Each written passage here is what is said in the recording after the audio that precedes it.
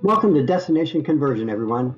At this stop, over the next few minutes, we'll tell you about and show you how conversion works for C4 and for CalWin, because they're different. We'll show you some real converted data in CalSAWS. We'll tell you about the results from the converted data test and give you some really good news about conversion and tell you a bit more about the C4 cutover timeline that you saw a bit earlier today. Our C4 conversion isn't the usual standard system replacement conversion because C4 and LRS are so closely related. We start with our C4 database and then upgrade it to look just like the LRS's database, applying changes so that the C4 database becomes identical to the LRS. Of course, we have to upgrade the C4 data too, and when that's done, we layer in or append that C4 data to the LRS data. And when that's all complete, the 39 C4 counties have been migrated to CalSAWS. Of course, there's a bunch of technical stuff that's done during the 3-day cutover period, like shutting down the systems and moving data from the C4 production data center to the cloud and some data transformations, verifying and validating the results. But this is the high-level 15,000-foot view of how C4 is migrated to CalSAWS. Now for CalWin, it's a bit more complicated. The CalWin conversion is a traditional conversion. And by that, I mean it's a complete system replacement. And the system is progressively replaced over 6 go-live waves. But you already know about the 6 waves. But for each of those waves, we extract the go-live county's data from CalWin and run a bunch of transformations to make the CalWin data conform to the CalSAWS data model, then load that data into CalSAWS. Then, just like with C4, we verify and validate the results, then flip the switch so that CalSAWS is live with each CalWin wave over the same weekend time frame, which is why there are 6 waves for CalWin. And when we're done in the fall of 2023, all 58 California counties will be in CalSAWS. Now I'd like to show you some live data in CalSAWS. The data you're about to see is real data from our C4 mock conversion number 1 run that we completed in early May. Yes, we are running mock conversions, or also known as dress rehearsals, preparing for our C4 September go-live. Of course, we've scrubbed the data for personally identifiable information, or PII, as you can see in the highlighted areas of the CalSAWS page you see here. Trust me that there's a real San Bernardino case number in that case number field, and I clicked the Submit button to get to the case summary page you now see on the screen.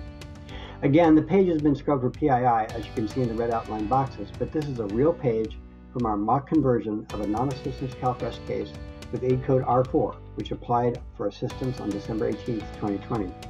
And how can you miss that big yellow case review banner in the middle of the page?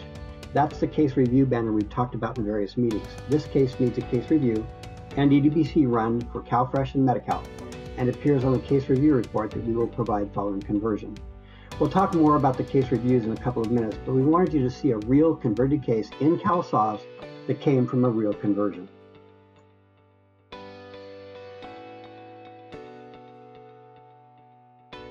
Now let's talk a bit about converted data test.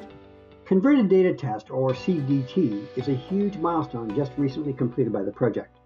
The converted data test team is separate and apart from the conversion team. The question CDT is charged to answer is, can converted data be used in CalSAWS to accomplish counties' everyday business? This slide talks about tier 1, 2, 3, and 4, 5 transactions, but let me translate that. The tiers classify the system transactions by their frequency of use by counties. For example, tier 1 transactions are the top 15 transactions by volume, tier 2 is the top 80% of transactions by volume, and so on. The 5 tiers cover 100% of the transactions in the system used by counties. The CDT team used a combination of their automated regression test scripts, or ART scripts, and manual scripts to test the converted data produced by our conversion team. The CDT folks tested nearly 100% of the system's transactions with our converted data. Yes, some defects were found, and they've been fixed as we go into our next mock conversion. The bottom line is this: CalSAWS can use our C4 converted data just like any other data in the system. Many, many thanks to our CDT team for all the hard work they accomplished during this 4-month CDT period and giving us all the confidence in the results of our C4 conversion.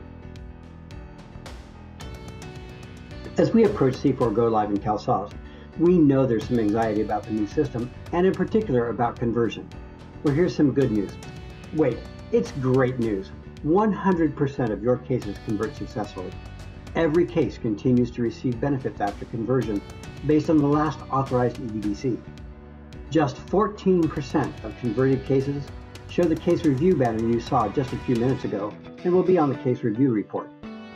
Counties can validate the converted data in UAT, which is underway right now, and the yellow banners will be on those cases because we converted the data that's in UAT.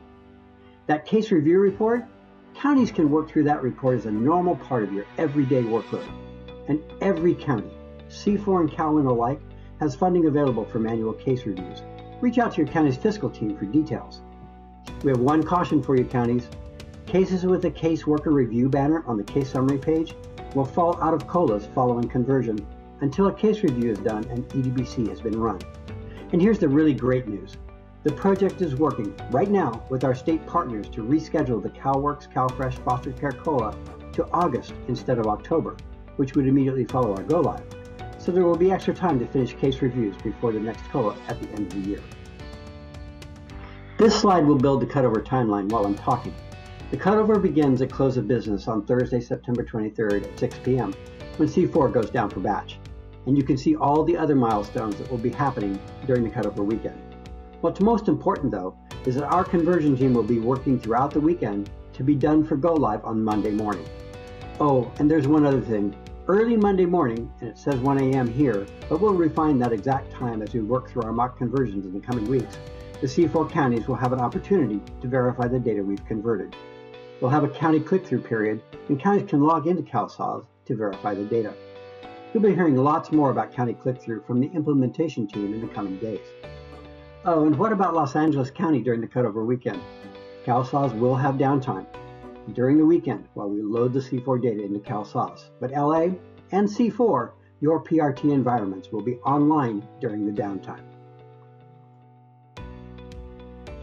Oh, just one more thing. About those case reviews after conversion, we've spoken a couple of times about the case review banner on the case summary page and the case review report that goes along with that banner. Here are the number of cases that will be on your county's case review report. The overall average is just 14%. That's a lot better than the 100% caseload review that was required by the CalSAWS migration. We're really happy with the success of our conversion, happy with the numbers shown here, and we hope you are too. We're excited, and we hope you're excited too. We're looking forward to the successful migration of C4 and CalWin beginning next year to CalSAWS. Thanks for watching.